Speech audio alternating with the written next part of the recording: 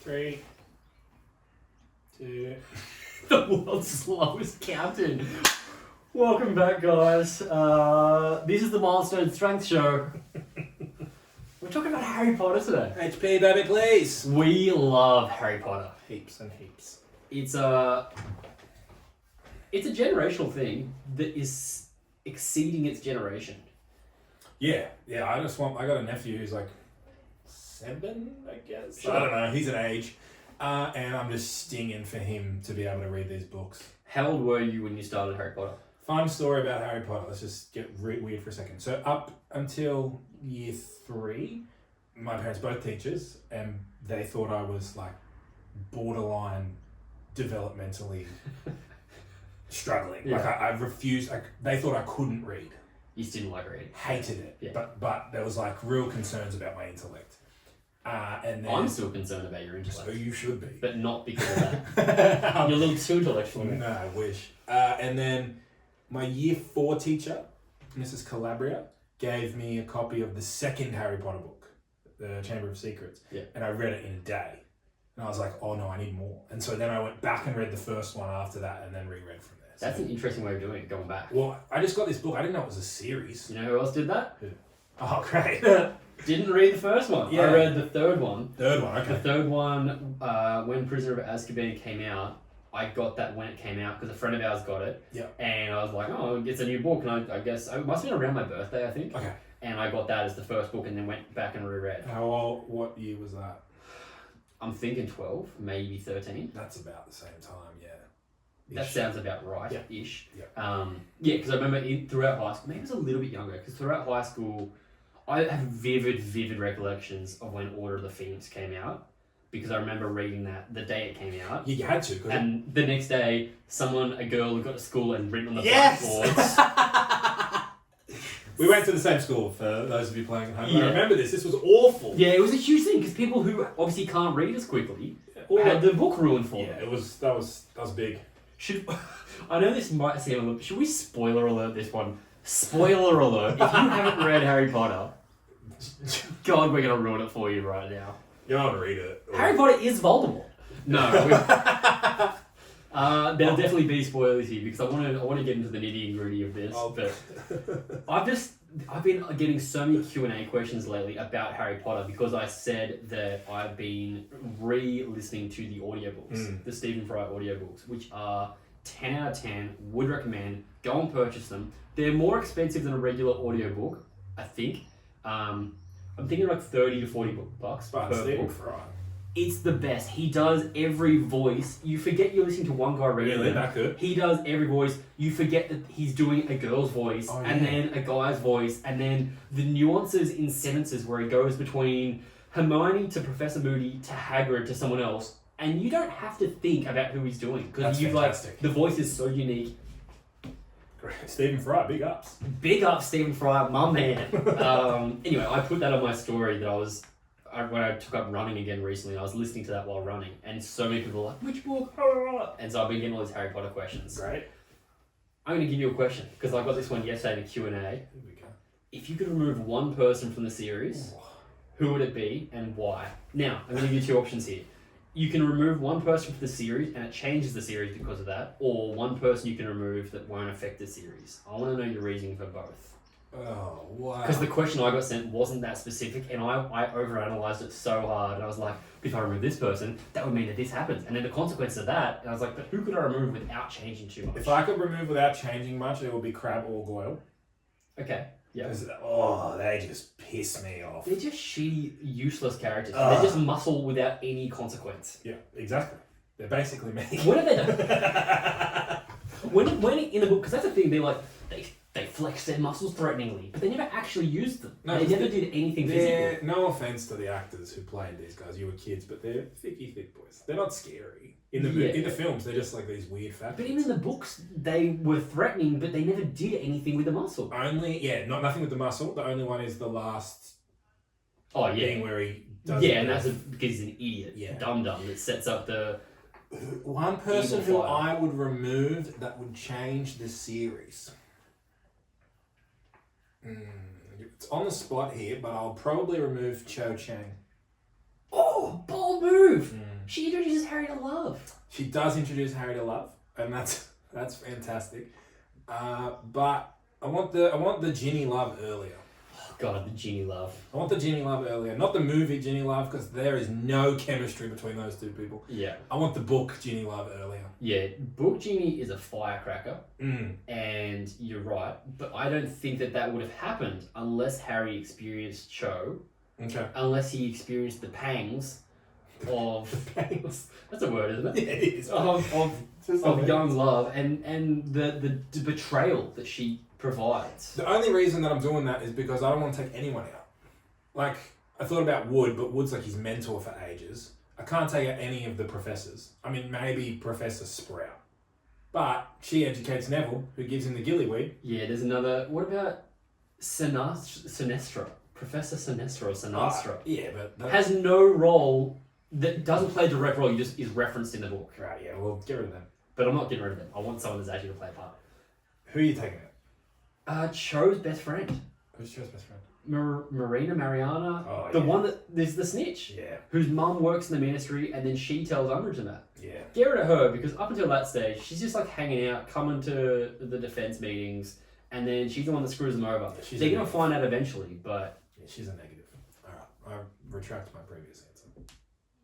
If you change someone that is going to change things, Percy Weasley. Yeah, Perce is bad. Perce is bad news. Yeah, bad news. He's a stuck-up, arrogant, pompous twat. I'm angry. He's just his thing is he studies hard. He's the worst of Hermione. Oh, yeah. Hermione has heart and courage, and she uses her. But does Hermione learn from him how not to be? No, because he doesn't influence her. He's not influencing Just her immediately, enough. just no, he doesn't. No, she's too good for that. I called her last week, I asked her. Yeah, Hermione had a big score. She said no. Okay, yeah, well that's my one. Favorite book? Probably Goblet of Fire. Oh, good call. Yeah, it was the first book that jumped in length. Yeah. So It was a that was significant book. fantastic. It was also the first book that really kind of dived into the darker side of who Harry could be. Yeah.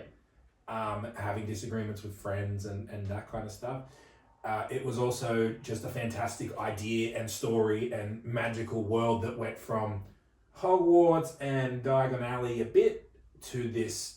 There's a Quidditch World Cup. Yeah. They go on camping, Port Keys, Tri-Wizard Tournament. There's other schools and stuff, that. 100%. I think the twist as well, that was the twist, the way that was written into it was so well done. It's the first time you learn about Snape in a greater detail. But it's not my favourite book. What's your favourite book? It's The Snapey Boy. It's number 6. Mm-hmm. The Half-Blood Prince is my favourite because it's where you learn more of Dumbledore. Yeah, okay. You learn the scope of why he was the greatest. Forever. Yeah. I was disappointed with the movie. Yeah. I enjoyed the movie, don't be wrong, but I think the scope of the book, there is so much that happens in that where you learn about the gaunts, you learn about the where the ring came from, you learn about the cup, you learn about Black as a child. That just gets skipped over in the movies. It does. And if you are listening to this, watching this, and you haven't read the books, go get the audiobooks, like I said, or read the books if you like reading. As I said, we both read the books to start with. There is so much detail and depth to those stories that you just don't get from the movies. It's insane. Yeah, it really is the best world. It's created so well done. J.K. Rowling with the homies. That's it. J.K. Rowling with the homies. She's a genius. She did so much for that development and so many little things that happen early on in the books that come around to play later on that seem like they're mentioned and they're insignificant that play such a big part later on. Yes.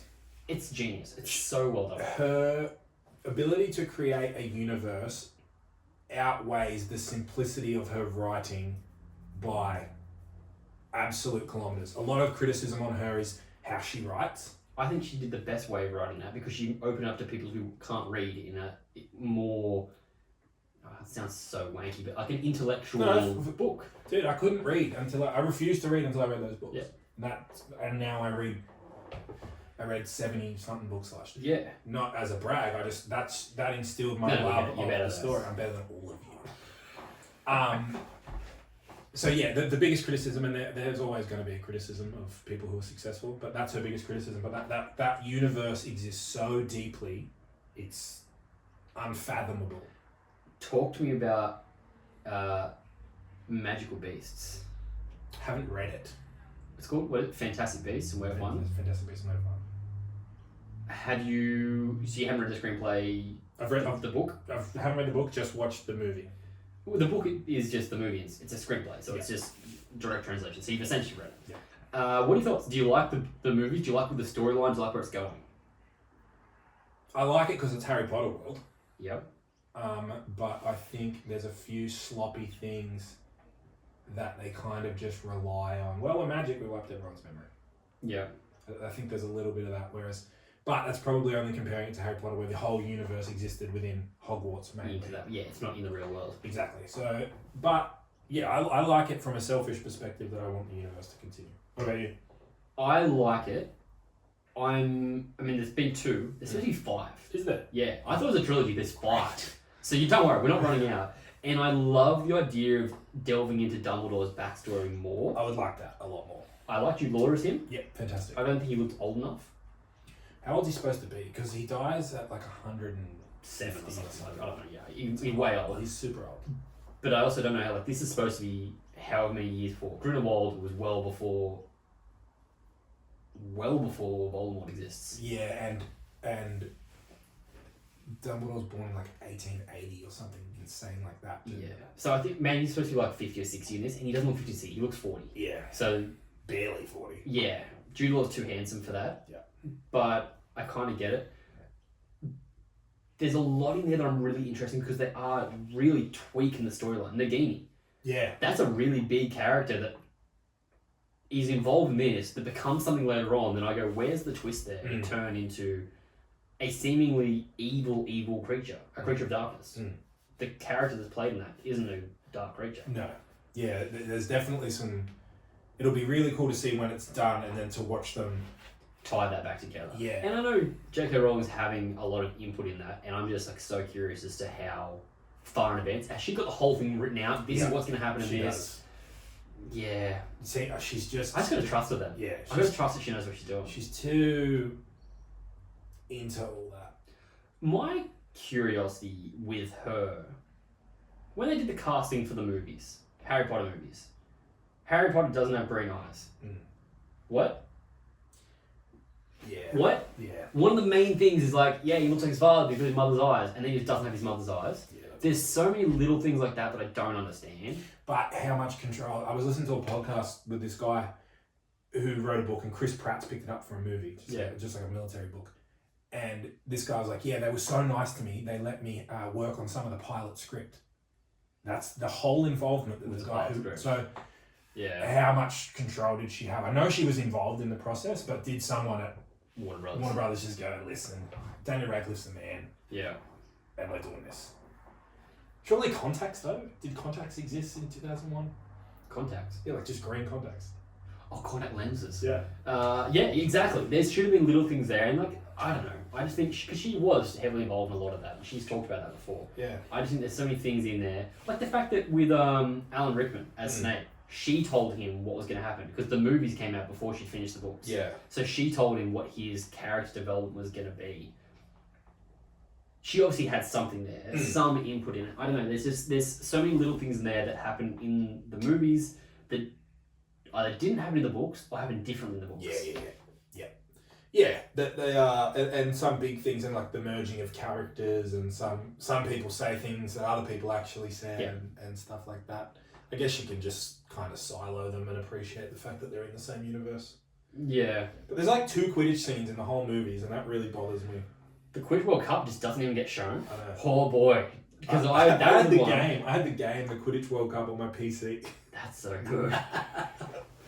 That was the one that I was listening to, and then Court and I went back recently and rewatched them, as you did. Yeah. And that was the one on that. I was so excited. I was like, oh, and then Crumb with the Ronsky Fate. Yeah. I was like, wait, they didn't play any of that. Nothing. And then that whole post scene, the whole post World Cup, shoot in the air, all different, completely different. And no Vila in the movie, which is a major thing. Fleur Delacour is supposed to be descended from, which is why Ron gets all freaked out and asks her to the Yule Ball. Yep. Now it's like a flow-on effect. Yeah, and now it's just like Ron's just like a bit creepy. Well, he's a bit creepy at all. Of course, but he's just like saw a hot chick and couldn't handle himself. What's going on? Winky, the house elf. Oh yeah, not even in the series. She's not even in it, and she had a major role. Yeah. And because then Dobby, who also has a major role later on, just doesn't feature again until that one where he comes and saves them. Yeah. They don't explain that Dobby's at Hogwarts working in the kitchens with the elves, starting a union and stuff. Like, that's the thing I would love. And that's I saw a sort of thing being like, should Harry Potter be redone? And everyone's like, no, it's the best. I reckon they could do it. Don't get me wrong, it would be hard. It would be 12 movies to do it right. Again, back to this podcast I was listening to. This guy's like, Netflix, Stan, Amazon is the greatest thing in the world. Because you can make 6 2-hour episodes as the Philosopher's Stone. Yeah. Like you can make. Why is that not happening right now? I'm angry. Yeah, right now. And that's what this guy and Chris Pratt have done. Because Chris Pratt's read this book, blah blah blah, and he's like, this is a 7-hour movie. Yeah, and it's the first book of 4. That's and Chris Pratt, he's like, hey, I'm not doing this. Let's go to some streaming service and do that. But that's the beauty of these streaming services, and then the direction I hope they go in that they can make these insane long-term projects. Yeah, limited series, whatever. But you're telling me Netflix isn't going to make $17 billion if they make like everyone's going to subscribe for that. But I hope that somewhere in the future that story can be told in that format. Yeah. I know we're divulging from Harry Potter here, but I like to do that with Lord of the Rings. Are they? Amazon Prime picked up that. Its budget's twice that of Game of Thrones. Good lord. So they're doing it, and I think it's a prequel. Okay. I think it's a prequel to Lord of the Rings. I think it's kind of the story from Sauron up until then. Right. And the budget's insane. You've got a phone there if you want to Google it.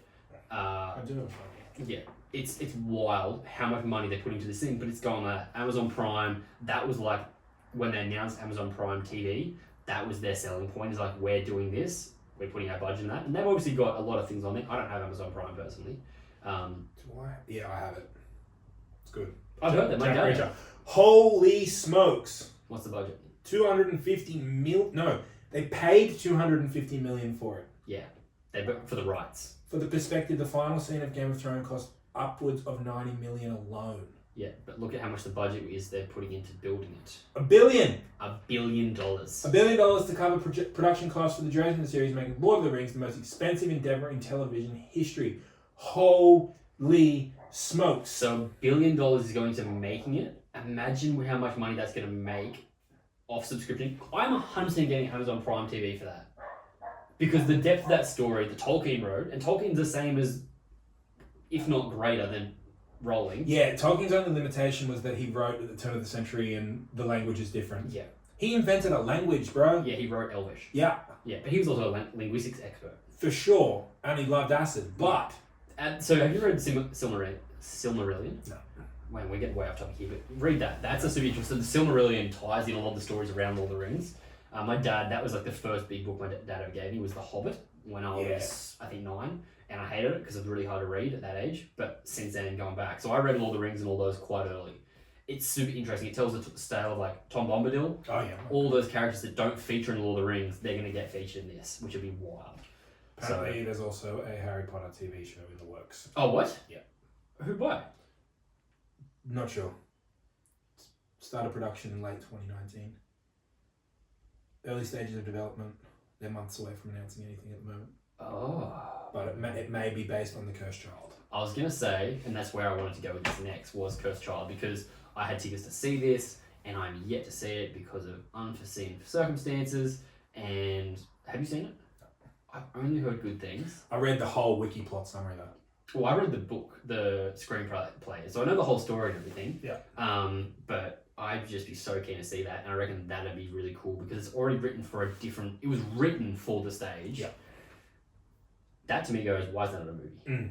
Maybe it's coming. Or maybe that's because they want to keep it a stage play, and that's an exclusive thing for that. Yeah. That's cool. Yeah, far out. Who's your favorite character? Maybe Lupin? Yeah, great character choice. Great character. He's a genuinely good dude who's had a really tough life, is a little bit cynical because of it, but has not allowed to take away from his goodness. That's a great answer. Yep. I know. You can't ask a question that... I didn't ask the question with an answer prepared. I love Hagrid. Yeah. Yes. Hagrid is Hagrid. 10 out of 10. He's pure goodness. Yeah. Misunderstood. Yeah. Loves animals. But also, I really like Kingsley. Oh, Kingsley Shacklebolt is the king of cool. So glad he becomes minister. Yeah. I love Kingsley. That line was like, get you mad, mister. Domino's got style. That's one of the old lines. Insane Aladdin outfit that he's rocking. Yeah. That's a very, very cool. But he's just not in it enough. You know who's the worst? Harry Potter. Well, no, that's... We can get into that in a second. I know we will. Harry Potter is the worst, but no. Umbridge. Yeah. One of the... I would say worse than Voldemort. Way worse. Voldemort's not lying to you. Voldemort wants a misguided thing. He wants this because he thinks that's the right thing because of his ancestry, whatever it is. He's just a bad dude. She's a piece of work. She's the Joseph Goebbels to his Hitler. She's awful. Yeah, she's a truly hard and person. The actress who plays her, I haven't seen her in anything else. I have. Have you? Is she? Yeah, she's British. Yeah, she's British. You can look at that too. Like you've got the phone there. She's in something else, and she's actually really good in it. She is fantastic. Yeah, because you hate her. Yes. You hate her, and that is the mark of a truly good actor. For you to forget and you just like see that face, I want to punch it. Oh, dude! And there's so many brilliant British actors and actresses, and I don't know if it's just because Britain has its own self-sustaining TV and film industry, kind of. So we don't see a lot of their work. Yeah, because they're in their own things. But there's so many of those who come and are insane. Where are we? Umbridge. What else she been? Imelda Staunton. Yeah, what else she been in though? I want to punch her in the mouth though. Yeah, of course. Oh, she's won a lot of awards. Yeah, she's been in a lot of things. She's fantastic. Flesh and Blood, A Confession, Cranford, Singing Detective, David Copperfield, Little Britain. Yep. Psychoville, Cambridge Spies. Man, she's been in everything. Movies, TV shows. It'll be a movie that I want to. She's in Downton Abbey. Yeah. Vera Drake, Maleficent. Harry Potter and the Order of Everything. Yep. Nanny McPhee. Paddington, Pride. Yep. Shakespeare in Love, Sense and Sensibility. Yeah. Chicken Run, The Awake. Oh my! Much Ado About Nothing. Alice in Wonderland, Arthur's Christmas. This lady is talented. Yeah, she's been in so much. Heaps more movies as well that I have. 12th Night. She's done a lot of Shakespearean stuff. Yeah. Anyway, that laugh, I want to shoot her in the mouth. Yeah. But that's exactly the character. She played that. I think that's probably one of the most accurate representations of a character in a book. They didn't stray away from her in any way. They played her at the villainous piece of work that she is. Yeah. I keep having to change my words there because I'm so angry about her. She's in Sweeney Todd. Sweeney Todd, that's exactly the one I wanted because I watched that novel. And then on stage, she's done Beggar's Opera, Wizard of Oz, Guys and Dolls, Entertaining Mr. Sloane, Good People. She's done some really big work. Good on her. She's fantastic. She's fantastic. She's incredible. Sorry, that got off the path. But Harry Potter's a piece of shit. Yeah, Harry Potter, Katniss Everdeen, the chick from Insurgent, Frodo. Yeah. Why are we rewarding these protagonists? Because, well, here's the thing. Who are the worst? I don't think they know how to be played, or they're told to play it a certain way. And we discussed this the other day, which is what made me want to do this podcast. Right. I forgot we're recording this. I'm so into the conversation. Is the fact that all these main characters, again, you and I have just started watching Hunger Games. I've watched Lord of the Rings countless times, so I don't need to worry about Frodo. These main people that have this factor to them. Oh, so tough. Toughen up. The main character, she's a badass. Katniss Everdeen is a badass in Hunger Games. Harry Potter is a badass. He's this dude that's been brought up with nothing. He comes to it. He accepts his fate. He dies for humanity. Willingly dies for humanity. That's not portrayed in the movies. Not well enough. And I don't think that's necessarily Daniel Radcliffe's fault, because I like him as an actor. I've seen a lot of other things. He also started at 11. True. Those an are first 11-year-old hilarious. Kid, yeah, 100%. An 11-year-old that's having to have the burden of growing into that character and learn to play that. How you fix that, because whoever has to play him has to be 11 to start with. Yeah. That's just the way that works. And that'd be the tough thing with the TV series. Yeah. Man. But yeah, it's the eternal struggle of the book to the movie. Exactly. You know, like... You know what? Ron sucks. Ron sucks in the movies in the books. In the books, he's a badass. He like defends Hermione's honor. He's a little brother who's a tough little kid. In them, he's just a weird, quirky whiner. Woe is me. He's super weird. Yeah. But I don't know that you'll ever cross that bridge. There's not many movies that are as good as the book. Primal Fear is close. I've never seen Primal Fear. You should watch Primal Fear. It's Edward Norton's unbelievable. But that's a movie about adults in an adult world that's not fantasy. Yeah, it's Fight Club. It's American Psycho. But even Fight Club's not even close to the book. No. Yeah, it's well, I guess it's. But it's still an iconic performance. It's a brilliant film. I don't want to take anything away from Fight Club. I love that movie. Yeah. What we're saying is Edward Norton. If he's in it, it's good. Pretty much. Weirdly, what you should take away from this Harry Potter podcast is that Edward Norton is the man. What's your least favourite book? Chamber of Secrets. Interesting. Go on. I don't think I've finished that thought properly. Miss Giz. Order of the Phoenix is sick because it has so much and it builds so much, but there's also so much in that frustrates me. Order of the Phoenix is like, that's where Cho comes in and comes out. That's where we lose Sirius. And that whole thing is him being cooped up for a year in the house, and the start of that is Harry's angst at not understanding anything, and that's Dumbledore not talking to Harry for that thing. Yeah, he doesn't talk to him for ages. There's so much in that book that you need to happen to make Half-Blood Prince what it is. So I think I'm not putting that as the worst, but it's the most frustrating probably to read once you know the whole story as well. Chamber of Secrets, I think, is just like not that much. Well, I mean, I guess he kills Horcrux. What about you? But you didn't know. Chamber of Secrets is easily my least favourite. Okay, great.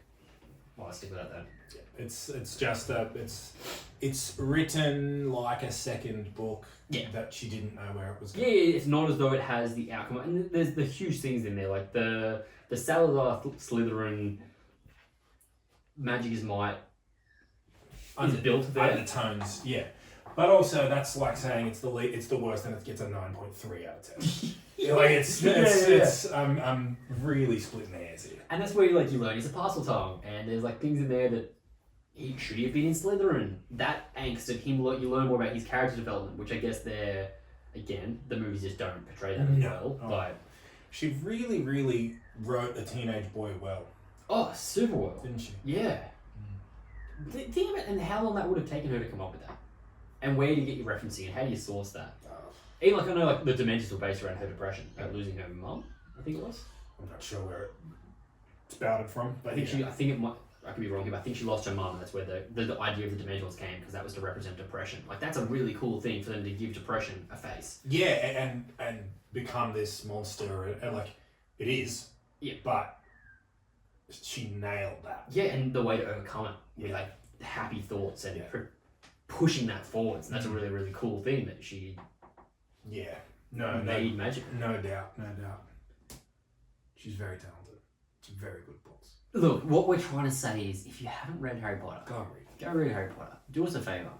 I've got a couple down there right now. Chamber of Secrets, Prisoner of Azkaban. Well, I think I'm going to rebuy mine, because we're moving house right now, and I'm currently packing everything up, and I realised how atrociously poor quality mine are. Oh, they're awful. Mine also, my copy of Philosopher's Stone just has, like, I opened the book and it's just got Sarah Beckwith. If you watched our episode a couple of weeks ago, so I clearly stole that from her. I have one thing that's killing though. My Goblet of Fire, which is the worst condition. It's first edition. Ooh. It's a first edition, but it is, honestly, like, the cover is like... Get it restored. What? Get it restored. How? Go to a book restorer. It's fully like the cover's like ripped and torn, and what they'll do is the words okay on the paper? It's just certain words are gone. All the pages are there. Yeah. So what they'll do is they'll re-glue, re-stick, give you either a new cover or they'll restore the original first cover. Book restorers are insanely good. Well, I know what I'm doing. Yeah, no, absolutely. Go to a book restorer. All right, that's the do of this podcast. Hey guys, thanks for watching. Thanks for listening. If you want to talk about Harry Potter more, we can do it. We're actually pivoting from a strength and conditioning business to a Harry Potter business.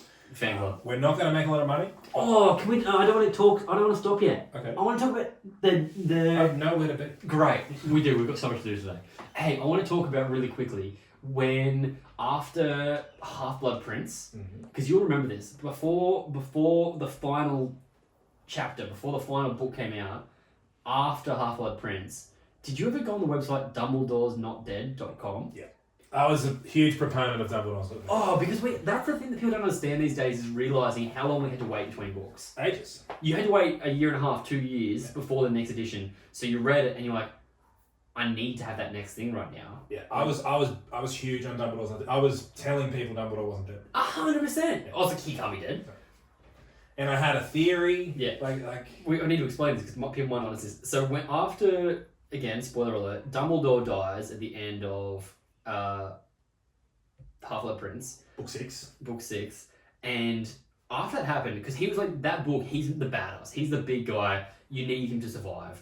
And then it kind of ended. And everyone was like, well, that can't be real. And there was a website that came out a few days later that was dumbledoresnotdead.com. And it was just like conspiracy theories and fan ideas and realizations of why he wasn't dead, where the series was going, what Snape really represented, and it was such a life-saving thing at the time. People don't realize now that with Instagram and Facebook and stuff, you just like get that instantly. Yeah. You go on pedestrian TV's already written 2 things up on the page next day. You're like, oh cool, I'm just gonna read this in between. Yeah. Oh man, that website's changed things for me, and it was wrong. It was all wrong. Maybe that's why there's so many conspiracy theorists now. They all dive too deep into Harry Potter conspiracies, and now they're just imagining they can project it. But yeah, I was adamant. I was like, yeah. No. I haven't even looked into the conspiracies around Fantastic Beasts, and we can't do anything this afternoon. I'm busy. Sorry, I've got things to do. So do I. All right, guys, we love you. We'll speak to you next time. See ya.